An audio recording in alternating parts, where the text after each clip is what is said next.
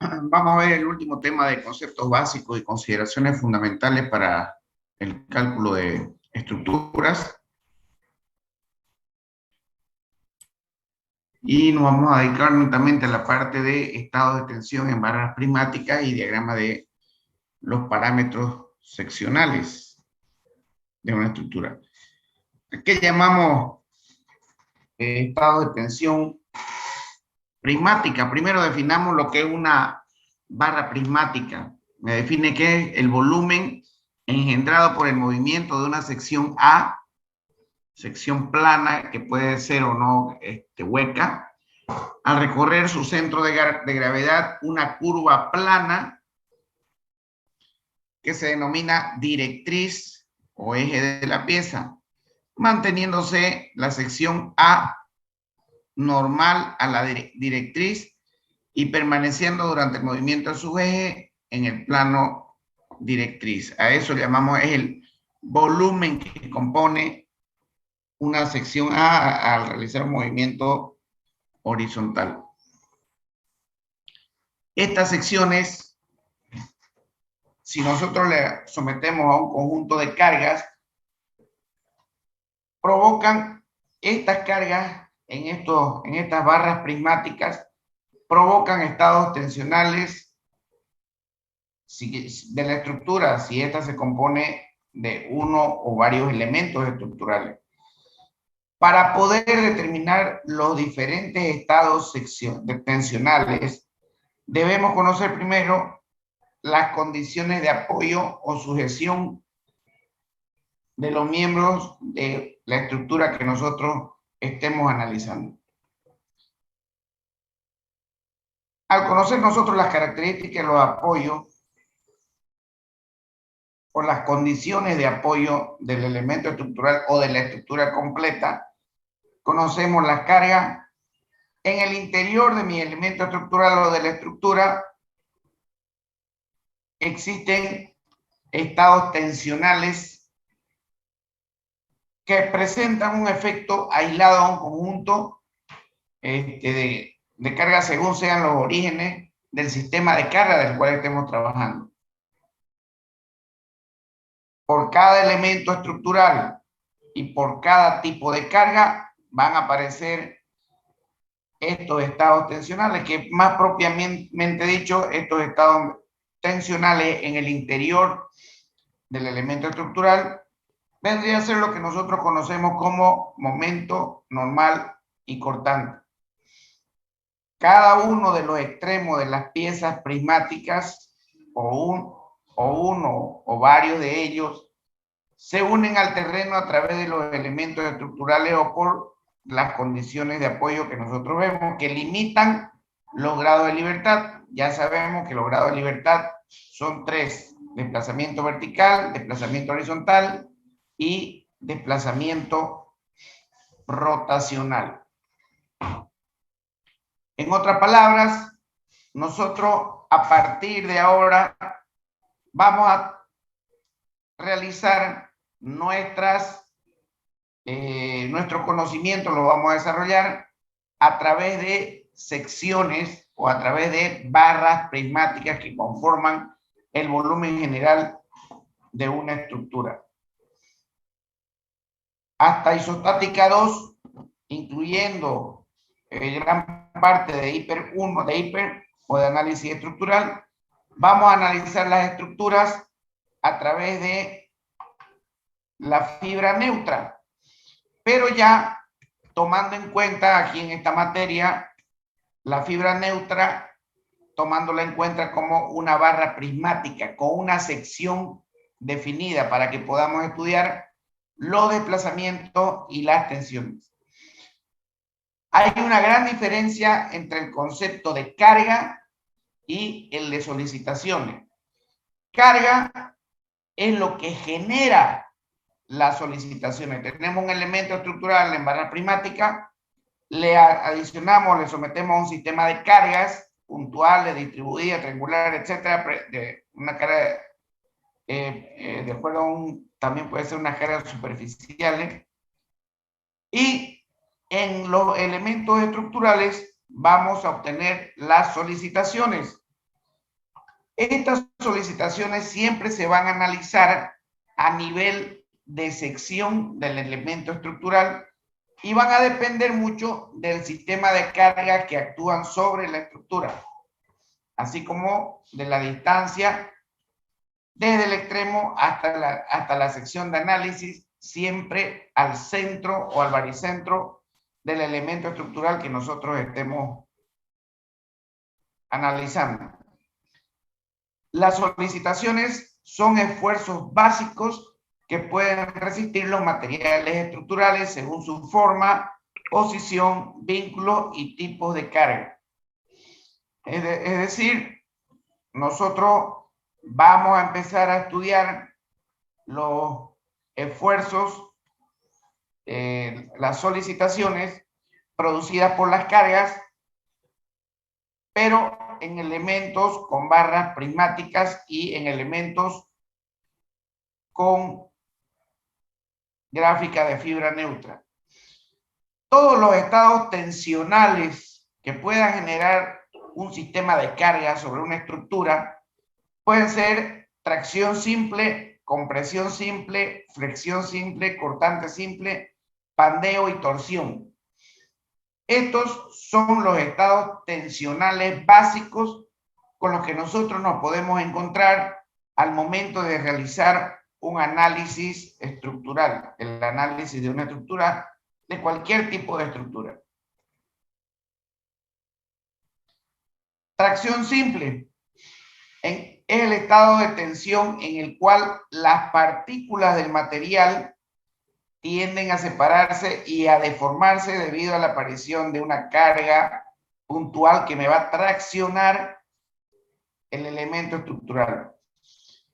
Su causa se puede explicar como dos fuerzas de igual magnitud, pero de sentido contrario, actuando sobre la misma sección, como vemos en la foto.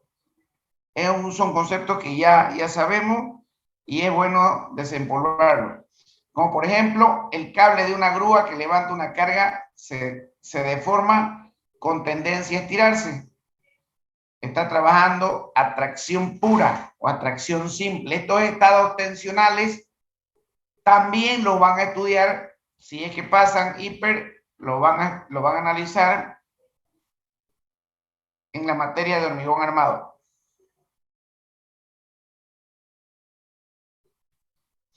Entonces tenemos lo que es tracción simple.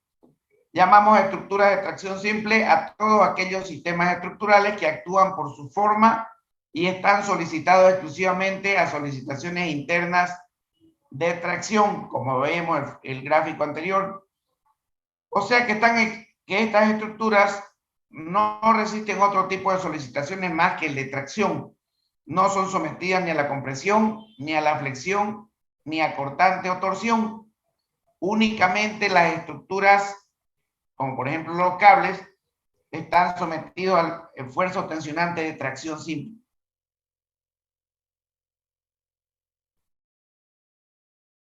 La deformación característica es un alargamiento en la dirección de la carga y acortamiento en las otras dos dimensiones, como vemos en este gráfico que en la parte inferior sometemos al elemento a tracción, se van a deformar en los extremos y en el centro también se va a deformar cumpliendo con la ley de Poisson. Los materiales aptos para materializar una estructura de tracción se caracterizan por su gran flexibilidad, o sea, un pequeño momento de inercia transversal y muy elevada resistencia a la tracción y poco extensibles. Los materiales más utilizados son el acero y el aluminio. Tenemos, por ejemplo, en este puente, el puente de San Francisco, los aceros tensionantes que me soportan la tracción simple. Compresión. Análogamente a lo que se dice de tracción simple, la compresión simple es el estado de tensión en el cual las partículas de material se aprietan entre sí. Una columna sobre la cual se apoya un peso se encuentra sometida a compresión. Como vemos en la gráfica, si nosotros sometemos a compresión una columna de hormigón armado, esta va a tender a encogerse, a comprimirse. El acortamiento es típico en la compresión. Los materiales incapaces de resistir tracciones son en general los mejores que soportan la compresión. Piedra, ladrillo, ladrillo de arcilla cocida, hormigón, entre otros. Estos tienen, principalmente el hormigón, tienen gran resistencia a la compresión simple y muy poca, casi nula resistencia a la tracción. Los elementos estructurales sometidos a compresión siempre son muy comunes, pues en última instancia todas las cargas deben ser transmitidas al terreno. Cuando hablamos de flexión, es la combinación de la tracción y la compresión en distintas fibras del mismo material de cualquier elemento estructural. La flexión puede considerarse como un mecanismo estructural capaz de canalizar verticales en dirección horizontal, o dicho en forma más general, en dirección perpendicular a las vigas. En la sección del elemento estructural, la solicitación tiene dos componentes: el esfuerzo cortante y el momento flector. El momento flector es el que me indica la flexión del elemento y qué partes de mi elemento estructural están comprimidos y qué partes de mi elemento estructural están traccionados. Por ese motivo, la flexión es de primordial interés, es de mucha importancia como un mecanismo estructural. Si nosotros no conocemos la flexión de un elemento estructural, difícilmente vamos a poder realizar un diseño estructural de un elemento. El esquema de comportamiento de una viga bajo flexión simple siempre va a ser que las fibras superiores, bajo el efecto de una carga P, se comprimen y las inferiores, bajo el efecto de la misma carga, se traccionan o alargan. Si tenemos esa viga simplemente apoyada, colocamos una carga P, el esfuerzo flexionante me va a determinar por encima del eje neutro, de la fibra neutra o del eje baricéntrico, que todas las fibras que están por encima de ese eje tienden a comprimirse. Por otro lado, las fibras que están por debajo del eje de la fibra neutra tienden a traccionarse. Eso nos ayuda a conocer el momento flector.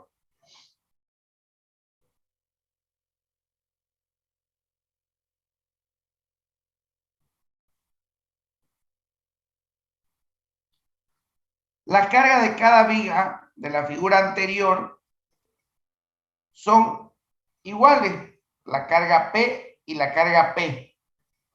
Pero fíjense que vamos a tener la viga primeramente parada en forma vertical y luego la vamos a colocar en su otra sección horizontal.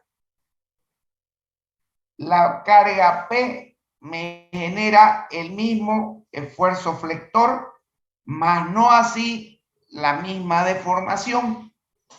Siempre depende de la disposición del material que se tenga para cada una de las posiciones que nosotros tengamos. De ahí surge la importancia de desarrollar el concepto de rigidez.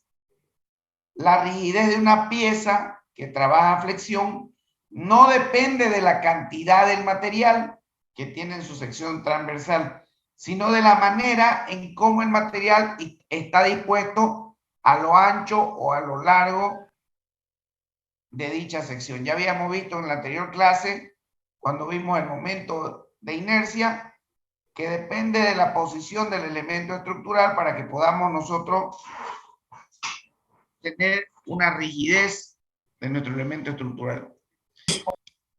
Es muy conveniente que el material esté lo más alejado posible de la fibra neutra, ya que la capacidad de una viga a flexión, independientemente del tipo de materiales que esté hecha, crece mucho más si aumenta la altura que si se aumenta el ancho. Quiere decir que mientras más alto sea que ancho, nuestro elemento estructural es más rígido, tiene mejor capacidad de absorción de la flexión. Entonces, es muy conveniente trabajar siempre vigas de poco ancho y bastante altura, siempre con los factores funcionales o arquitectónicos, que los factores funcionales o arquitectónicos así nos los permitan. De repente hay veces que viene un arquitecto, no, ingeniero, es muy alta la viga, por favor, yo la quiero echada. Todo es posible en ingeniería civil, solo que trabajar con vigas de este tipo es antieconómico, sale mucho más caro que trabajar con vigas de manera vertical. Este más o menos es el esquema de transmisión de la carga de elementos de flexión hacia los cimientos. Nosotros tenemos la viga, esas vigas van a estar con una carga, soportando una carga. Esas cargas se las trabaja por área de influencia. Esta mitad de aquí para acá, toda esta carga le corresponde a esta columna. Perdón. Le corresponde a esta columna. Y de aquí para acá, toda la carga le corresponde a esta columna. A eso llamamos área de influencia. Entonces, y el pilar va a transmitir la carga a las fundaciones o a la cimentación. Y obviamente la cimentación va a tender a reaccionar y por lo tanto esa es la tensión admisible que nosotros tenemos que desarrollar. Si nosotros trabajamos de igual manera un apuntalado, esa va a ser la área disponible para cada una para cada uno de los elementos. Al momento de encofrar esa área, esta área va a corresponder para esa columna, esta área para esa columna y esta área para esta columna. Entonces, al momento de quitar los puntales, volvemos a esta figura de acá. Esa área para esa columna y esa área para esa columna.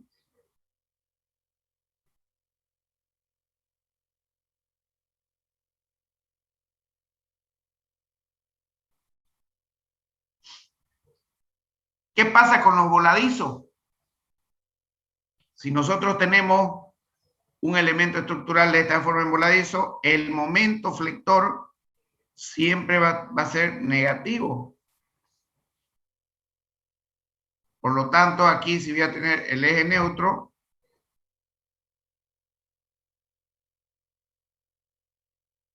la fibra superior de toda esta viga de acá va a estar traccionada. Y por lo tanto vamos a tener también sus desplazamientos en ese sector. Esa más o menos es la configuración que se utiliza para desarrollar la teoría de las barras prismáticas o el análisis de las barras prismáticas. ¿Qué pasa con el cortante simple? Cuando dos planos próximos de una sección transversal de un elemento estructural se deslizan con movimiento relativo entre uno y otro, se dice que este elemento está sometido a cargas cortantes. Para que haya equilibrio, debe actuar sobre los lados horizontales del rectángulo dos fuerzas de igual magnitud y de sentido contrario. El cortante puede entenderse como una combinación de tracción y compresión. Entonces, este es el concepto de cortante. Es como una cuchilla. esta carga va para la derecha, esta carga va para la izquierda, o si ponemos para abajo, también esta puede ir para abajo y esta para arriba, o viceversa. El tema es que la sección se encuentra con un efecto de corte, como una cizalla. El cortante introduce deformaciones capaces de cambiar la forma de un elemento rectangular, convirtiéndolo en un paralelogramo inclinado, tal vez tal como lo vemos en el gráfico con rayas segmentadas. ¿Qué me genera un esfuerzo de corte? Si yo tengo una columna, generalmente los esfuerzos de corte máximo son lo más apegado a la columna posible. Si yo tengo este esfuerzo y aquí tengo una columna, tuviera una columna, este sería mi esfuerzo, este sería mi fisura por esfuerzo de corte. Siempre el esfuerzo de corte es máximo cuando estamos lo más cerca posible de los apoyos. Entonces, donde hay una columna, el momento es 0, pero el cortante es máximo.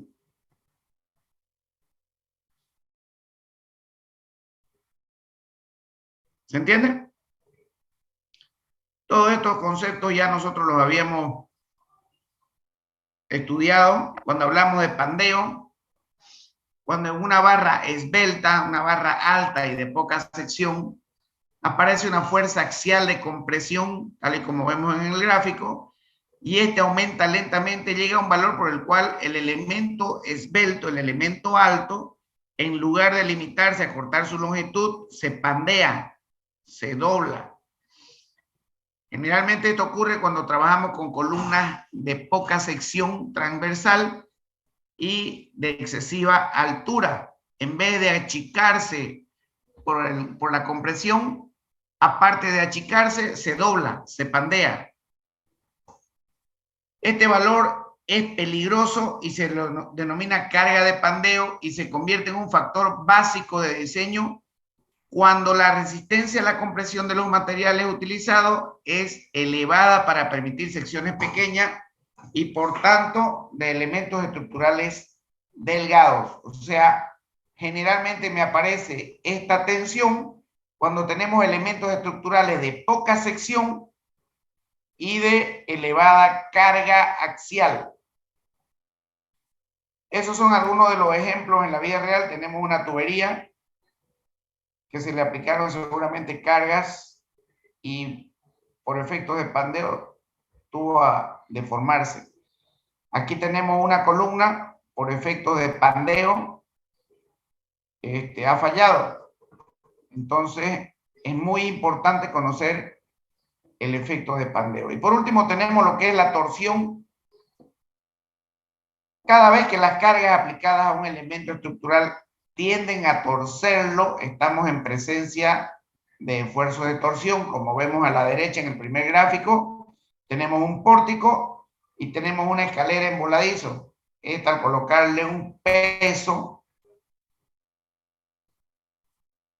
aquí en el extremo, tiende a torcer esta viga, generándome así esfuerzo de torsión. Lo mismo tenemos en este punto.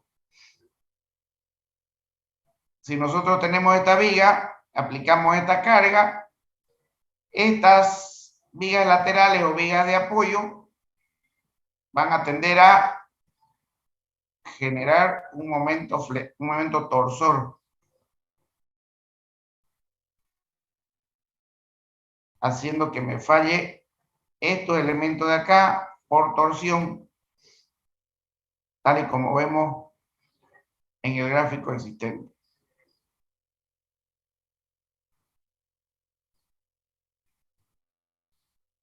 La tendencia al deslizamiento presente de los esfuerzos cortantes se encuentra también en los elementos torsionantes. Ya van a ver cuando estén en hormigón 1 lo que pasen, análisis estructural, se van a dar cuenta cómo la torsión afecta a la armadura. Bueno, ahorita lo estamos viendo, pero ¿qué se puede hacer para reforzar esta armadura? Los fallos de elementos estructurales sometidos a esfuerzos de torsión se pueden presentar de la manera como vemos en la figura. Esta viga, por este voladizo que tenemos acá, tiende a torsionar la viga y por lo tanto esto tiende a torsionar esta viga y por lo tanto va a fisurar de esa manera. Lo mismo cuando tenemos acá, aplicamos acá, aunque sea la carga por peso propio, y esto va a tender a fisurarse de esa manera.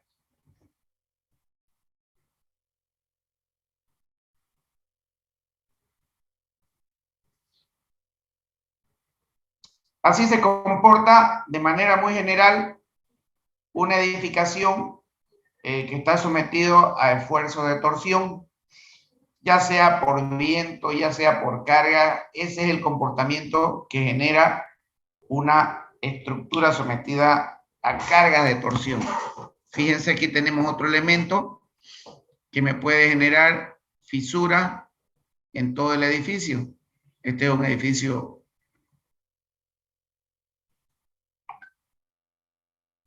real. Bien. Jóvenes, hasta aquí la primera parte. Teníamos que haber dado examen parcial el día 20 de octubre. Creo que me retrasé con 2 clases. Y el primer parcial lo vamos a dar el día lunes 8. Así haya paro o no haya paro. Lunes 8 de noviembre vamos a dar el primer parcial hasta este tema, toda la parte teórica que hemos visto. Por favor, estudien bien momento flector, esfuerzo normal, esfuerzo de corte, qué relación hay entre esos esfuerzos de tensión con las deformaciones, para qué nos sirven, qué relación tienen. Estudien bien, por favor, todo lo referente al análisis de estructuras isostáticas. ¿Para qué me sirve un momento flector? ¿Para qué me sirve un esfuerzo normal? ¿Para qué me sirve un esfuerzo de corte? Investiguen las tensiones de los elementos, el diagrama tensión-deformación, el cálculo de una estructura en el cuadro tensión-deformación lineal, un cálculo lineal. ¿A qué se refiere con cálculo lineal? Entonces, toda esa teoría, por favor, estudienla para el día lunes 8 de noviembre. ¿Alguna pregunta hasta ahora?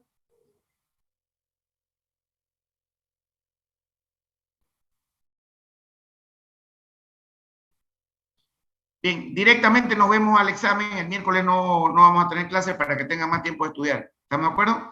Ingeniero, buenas tardes. Buenas tardes. Una consultita. ¿Cuánto tiempo va a durar nuestro examen? Generalmente mis exámenes duran máximo 5 minutos, 5 a reventar 10 minutos por tema virtual, y ahorita estamos viendo toda la parte teórica. Entonces, pero no se confíen, estudien, porque lo voy a hacer, ya les voy a explicar más adelante cuál es la metodología del examen. Va a tener un poquito más de grado de complicación. Necesito que dominen la parte de momentos flectores, esfuerzos normales, corte, toda esa parte necesito que la dominen. ¿Estamos de acuerdo? Bien, que tengan buen fin de semana, nos vemos el lunes. Hasta luego. Buenas tardes. Ingeniero, buenas tardes. Disculpa, yo tengo una duda sobre la tarea que nos dio el lunes y el miércoles. Quería saber si la tarea de lunes y el miércoles tenemos que enviarla en un solo archivo, o la tarea del miércoles la tenemos que enviar hasta el final del semestre. No, ya le di en la anterior clase para final de semestre, nomás todo. Ya, está bien, ingeniero, gracias. Bueno, ok, hasta luego. Hasta luego.